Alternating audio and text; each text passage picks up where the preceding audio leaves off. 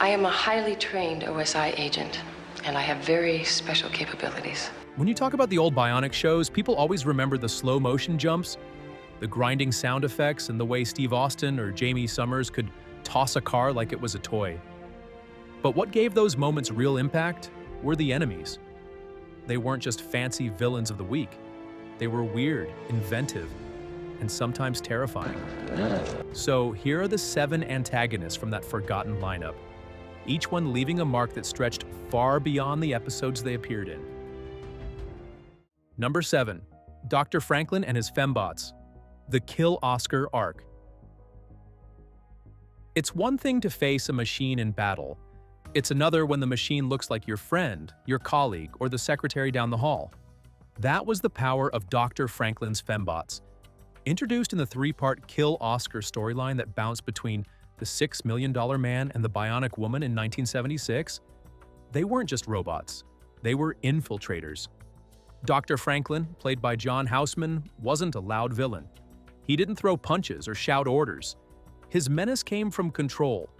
He wanted to wipe out Oscar Goldman, the head of the OSI, by replacing people with lifelike robotic doubles. Suddenly, the show wasn't about punching out a metal arm or outrunning a tank. It was about paranoia. Who can you trust when the face in front of you might not even be human? For younger viewers at the time, this was chilling. Saturday night action TV wasn't supposed to remind you of Invasion of the Body Snatchers. Yet here it was. The makeup and FX weren't flashy by modern standards, but they did the job. When a character's face popped off to reveal blank wiring and machinery, it stuck.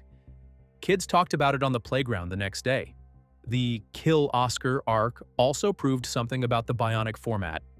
It could carry a story bigger than one episode. The tension carried across both shows, giving Franklin and his creations weight as a real threat. In reruns and convention chatter, the Fembots kept showing up in conversation because they tapped into something deeper than just fistfights.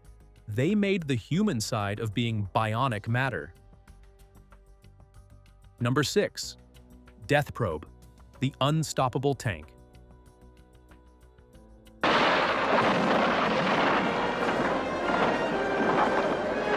If you strip away the nostalgia, some of the villains from these shows were basically excuses for stuntmen and effects teams to show off. Death Probe is the perfect example. On paper, it's just a robotic tank from space.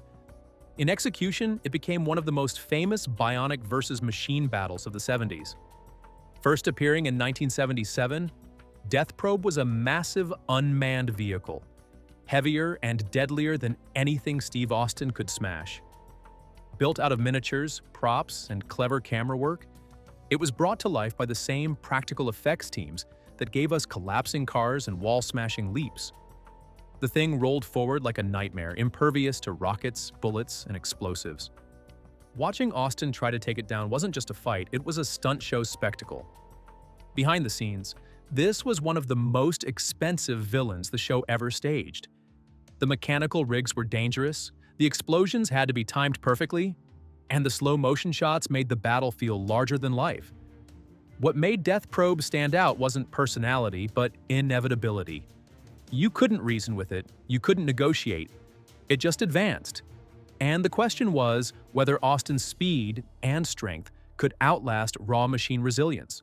Decades later, fans still point to Death Probe as one of the high watermarks of the series. It felt like an early version of the cinematic battles we'd later see with Terminators and killer drones. In many ways, Death Probe was the show testing how far it could push scale before TV budgets cracked. The fact that people still remember it means it worked. Number 5. Bigfoot, when myth became sci-fi.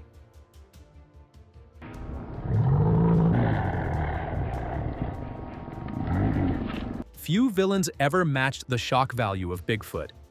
For kids watching in the mid-70s, it was the perfect mix. A creature of folklore colliding with cutting-edge science fiction. When Steve Austin squared off against Bigfoot, it was like watching two legends collide. The character first appeared in 1976, played by wrestling giant André the Giant. His sheer size made him an instant spectacle. Standing next to Lee Majors, he looked like a different species, but the real twist came later. This Bigfoot wasn't a mythical creature at all. It was a cybernetic guardian built by aliens. When the mask came off and machinery showed through, it felt like a seismic TV moment.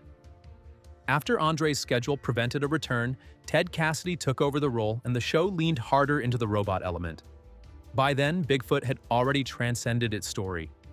Kids bought the toys, playground debates raged about who would win in a rematch, and TV magazines plastered the matchup across covers. It was no longer just an episode, it was a cultural flashpoint.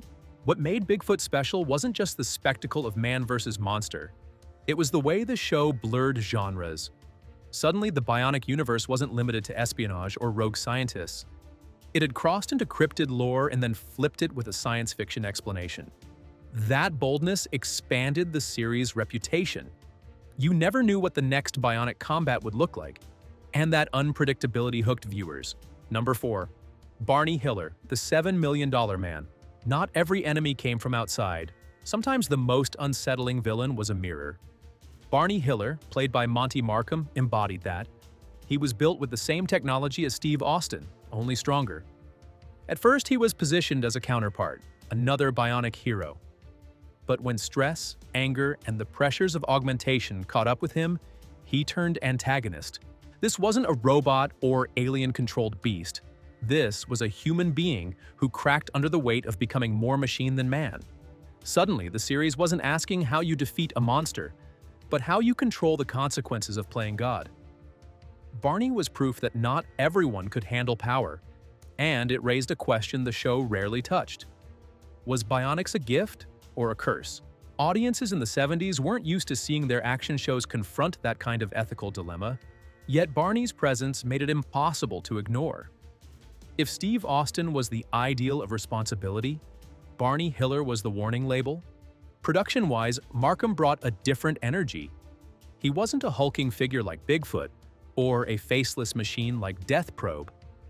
He looked like a regular man, but with the same hidden strength. Watching him battle Austin was like seeing a chess match where both sides had the same moves. Who breaks first? That tension turned his episodes into some of the most rewatched in the series. Barney Hiller remains one of the most forgotten villains today because he wasn't flashy. He didn't have a toy, a mask, or a tie-in comic, but in many ways he was the most important antagonist of them all. He forced viewers to think about the limits of augmentation, an idea that still echoes in modern superhero and sci-fi stories. Number 3. Maskatron and the Merchandising Shadow. Maskatron is one of those villains who managed to carve out a place in the culture without ever truly owning the screen. For many, the first time they saw him wasn't on television at all, but in the toy aisle. Kenner's design was brilliant in its simplicity, a robotic figure with swappable faces that let kids turn him into a disguised enemy. He could be anybody and therefore could fight Steve Austin in 100 different ways. The strange part is that technically, Maskatron never existed in the shows as a single-named villain. He was stitched together from ideas already floating through the series. Episodes like Day of the Robot, where John Saxon played a robotic double of Major Sloan, gave Kenner the raw material. The concept of android doubles, perfected later with Franklin's Fembots, provided the rest. Out of those threads came the toy, a faceless figure who could be anyone the story required. For children in the 70s, that didn't matter one bit. If you unwrapped a Maskatron on Christmas morning, Steve Austin suddenly had his nemesis. This wasn't just a doll to stand on a shelf. It was a character that grew in backyards, bedrooms, and schoolyards. Play sessions turned him into a recurring enemy more dangerous than Bigfoot or Death Probe because he never went away. A kid could pit Austin against Maskatron every single day. This shows how powerful merchandising had become. The Bionic shows thrived on their TV ratings, but Maskatron proved they could live a second life through toys. In some ways, the toy became more iconic than the material that inspired it.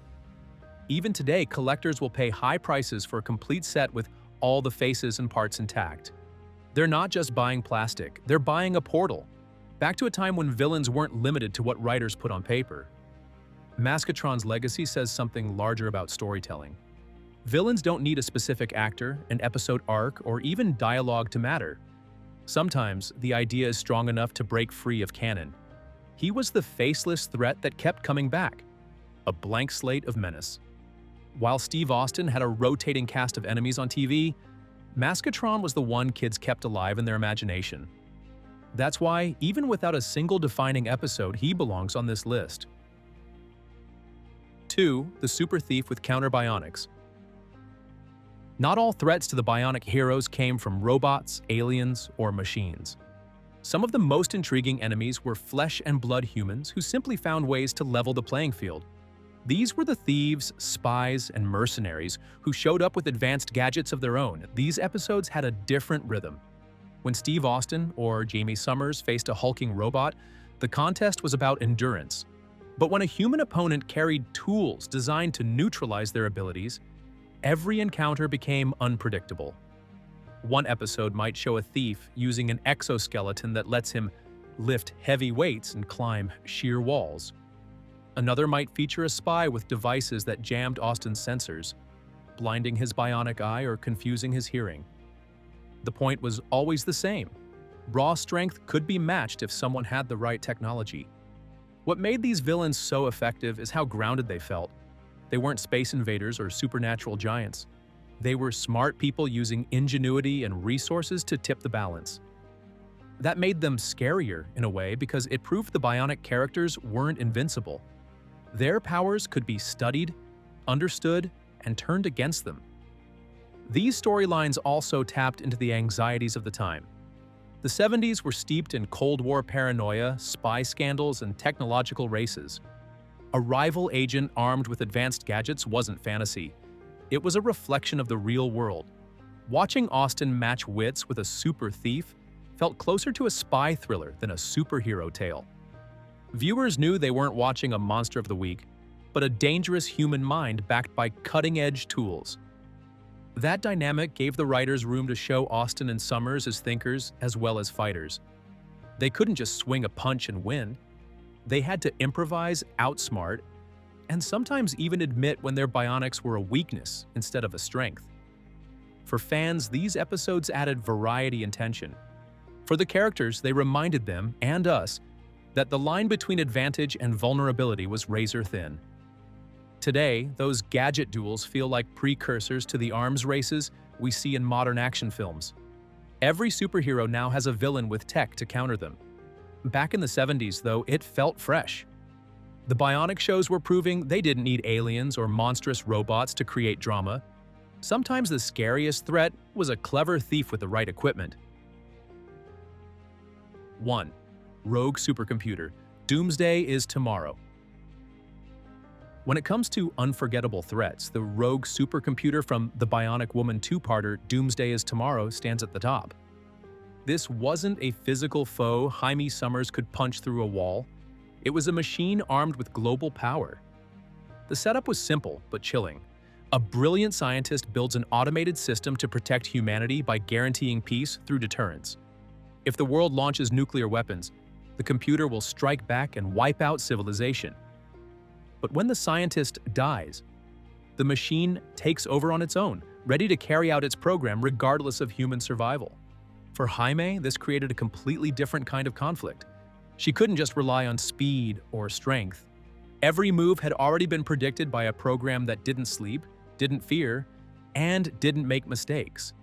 The tension came from outthinking cold logic, not overpowering muscle or steel. That made the episodes some of the most cerebral in the franchise. What stood out most was how prophetic the storyline felt. Long before films like War Games or The Terminator imagined rogue machines taking control, here was a television series aimed at families showing an AI willing to push the world to the brink. For many young viewers, this was their first introduction to the idea that technology could become a villain in its own right. There were no endless explosions or armies of robots. Just the steady voice of a machine that believed it knew better than humanity. That simplicity made it terrifying. Viewers realized that the bionic powers they cheered for every week meant nothing against a system that held the entire planet hostage. Even now, the story resonates. As artificial intelligence has become part of everyday conversation, the questions raised in those episodes feel sharper than ever. Can logic alone be trusted to control weapons? What happens when a program no longer needs human oversight? The show didn't pretend to answer those questions, but it forced its audience to face them. Doomsday Is Tomorrow didn't just deliver a villain, it delivered a warning. And that's why the rogue supercomputer remains one of the most memorable antagonists to ever challenge the Bionic heroes. Ask anyone who grew up with these shows what they remember most, and you'll hear the same answers. The slow motion shots, the crunching electronic sound whenever a bionic punch landed, and the toys that filled shelves. These touches weren't just decoration, they were the glue that made every villain unforgettable. The slow-motion fight scenes gave weight to impossible moves. When Steve Austin leapt over a car or Jaime Sommers yanked open a steel door, slowing it down made the strength feel monumental. The sound effects stitched those visuals into memory. One electronic ch-ch-ch was enough to tell a whole story without dialogue. Then came the toys. Kenner's Maskatron Steve Austin with rollback bionic arm, Jaime with hair flip action. It all made the Bionic universe portable. Mego joined in with figure sets and accessories, giving kids a chance to replay their favorite battles or invent new ones. This was more than merchandising. It was how the villains stayed alive long after the credits rolled. When people talk about forgotten Bionic villains today, they aren't just recalling TV plots. They're recalling the way these characters tied into every part of their childhood. What they watched, what they played with, and what they imagined when the lights went out.